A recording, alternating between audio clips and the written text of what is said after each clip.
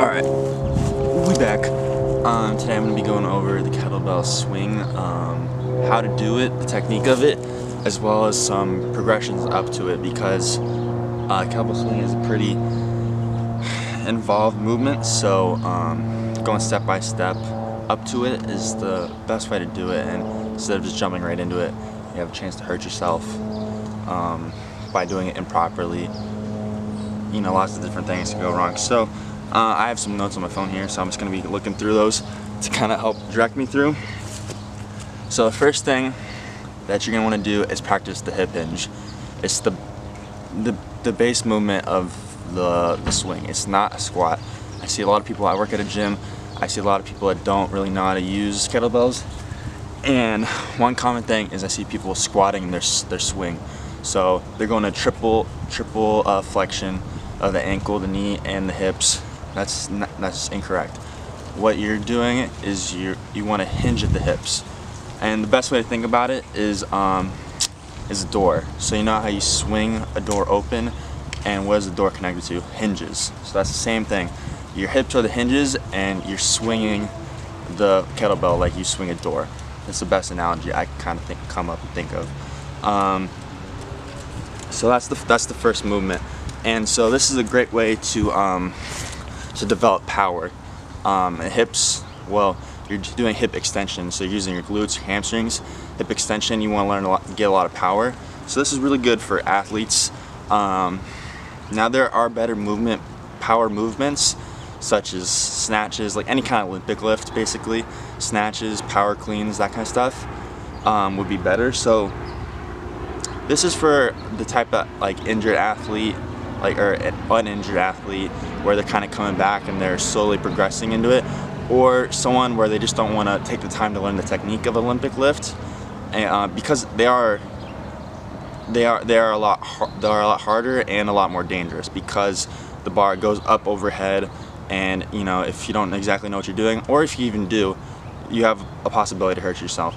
With the swing, it's much less possible, because if anything goes wrong, you can just ditch the bell and throw it away from you, and you should be fine. With the bar, it's a lot bigger, a lot more weight, so it's a little more dangerous.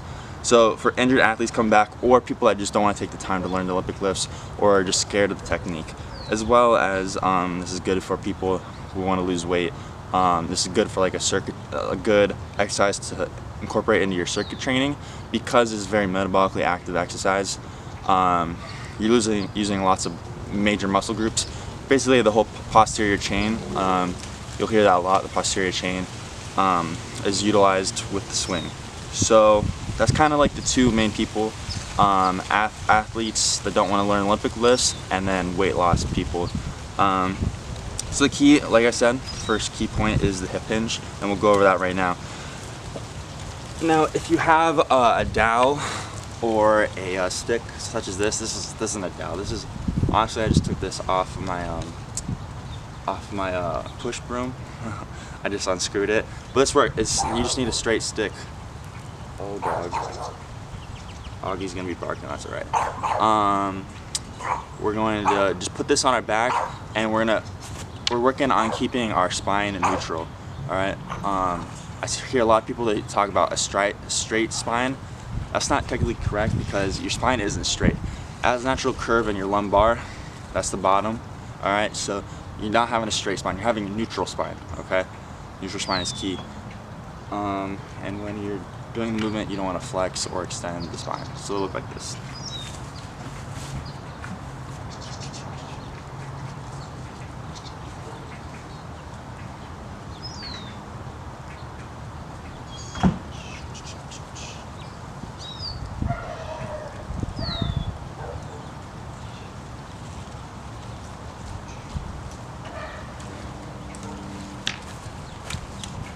So there you can see, I keep the sticks flat to my back, and that ensures that you're keeping a neutral spine. That's key for any kind of exercise. You always want to be keeping a neutral spine, but especially like this one, because like I said, it's power movement. So if you're exploding forward and coming back down, and you're not keeping a neutral spine, you could definitely injure it. So that's step one. learning that hip hinge. And yeah, like I said, a lot of people will try and compensate by flexing their spine. Definitely avoid that. Once you master that movement, and take as much time as you need. Don't feel like you need to just hit it in like 6 reps like I did. If you're not used to the hip hinge, it can be a complicated movement. So just take your time. Also, what helps sometimes is putting your hands on your hips like this and hinging. And some people like to do it like this.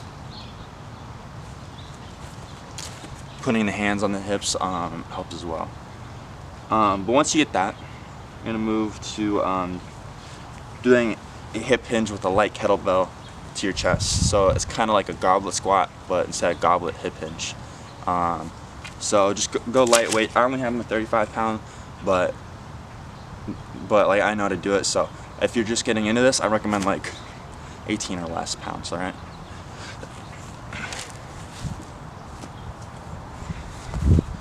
The way you're gonna hold it, so you have the kettlebell here. I'll go over the anatomy real quick. So the main ball part is the bell. These right here are the horns. You got 2 horns, and then the handle part.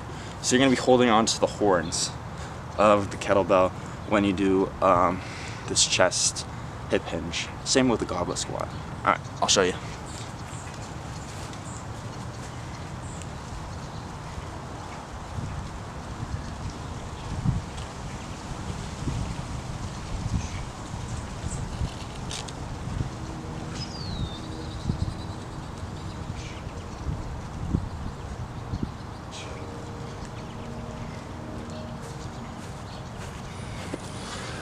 Alright, so that was the hip hinge with the weight to your chest.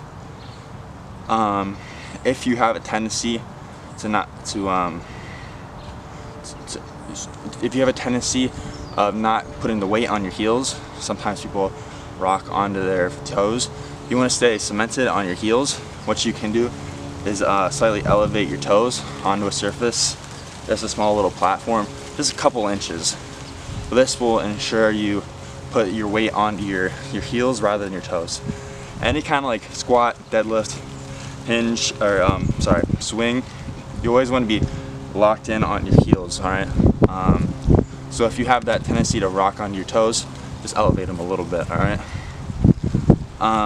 So once you master that, the light kettlebell, chest, hip hinge, one more step before we get to the swing, it's going to be the kettlebell deadlift, alright?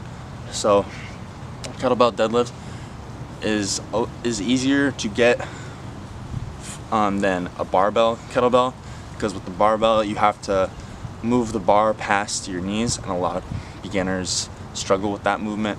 So this is even good if you're trying to learn how to do just straight barbell kettlebells, to learn how to use it, how to do it with the kettlebell. It helps with that as well. So what you're going to do is stand directly over the weight, same kind of hip hinge motion when you go down to get the weight, and then move shoulders down. This allows you to lock in the lats and engage the core. Now if you're hinging down and you can't reach the handle without flexing your spine, almost fell over. What I recommend is getting something to lift the kettlebell up towards you, alright? If you're going down and if you gotta flex the spine, you gotta do this to get down to the weight. Like we talked about, we don't want to flex the spine, so get a surface to elevate it, alright? But I'll show you what that looks like right now.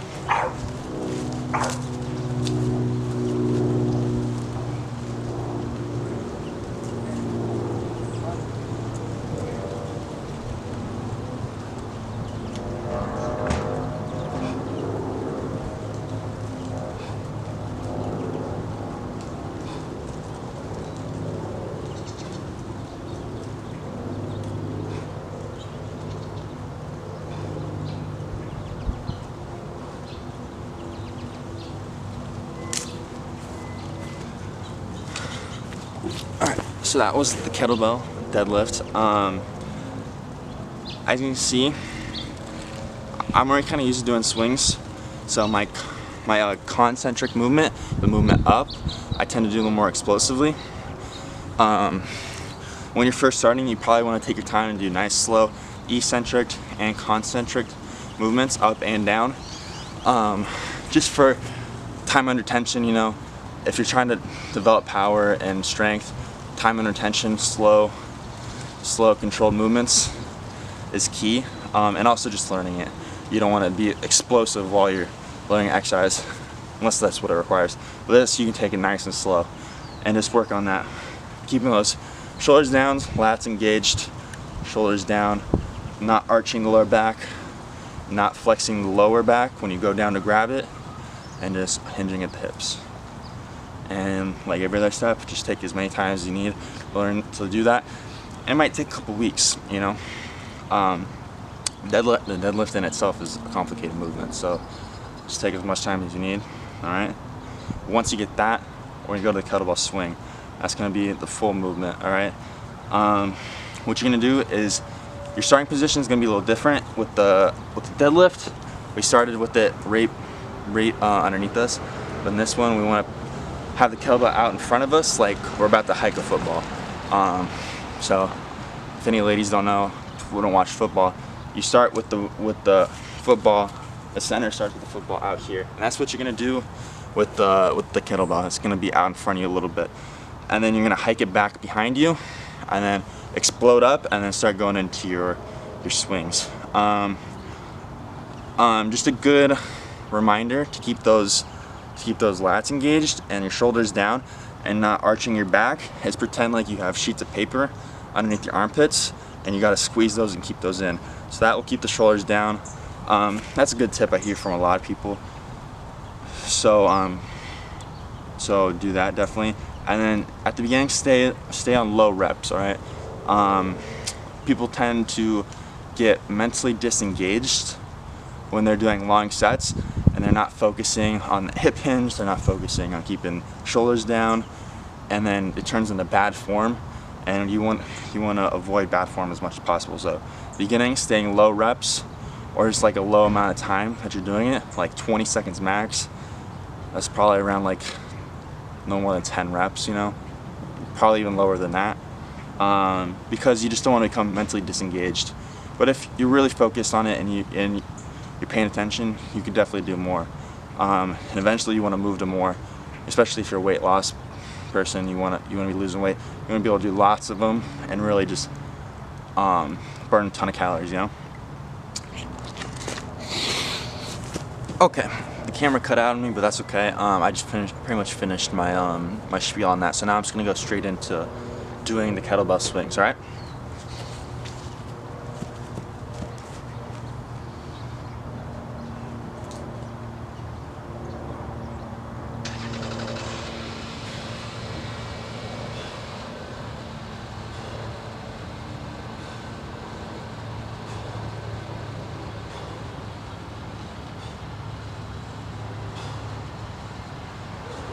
And you can also do them single arm like this.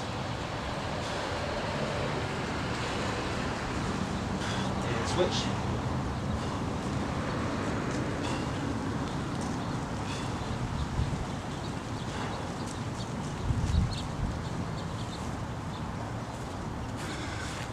So once you get this double arm swing, you can switch to single arm like that. Personally, I like doing those more, just because when I'm coming down, my arms kind of get in the way. I have a tendency to bend my knees a little bit more. So that's why I like to do single arm. And then once you get good, you can kind of switch on the fly from hand to hand. It's a little more advanced though, but it's something to work towards too. So yeah, that's it for the kettlebell swing. I just want to go over the key points. Power is coming from your glutes, hamstrings, not really your upper body. Upper body is just the transport vehicle. And you're not squatting it, all right? Do not squat down when you do swings. Hip hinge. And the 4 steps: hinge, number 1, you gotta get that. Go do a hinge with the light kettlebell, high the chest. 3 is the deadlift. Get really good at doing those deadlifts. And then 4 is the kettlebell swing. Full on swing, double arm, and then you can switch to single arm, and then you can start change on the fly, switching hands, doing all kinds of crazy stuff. But that's about it. So yeah, see you guys next time.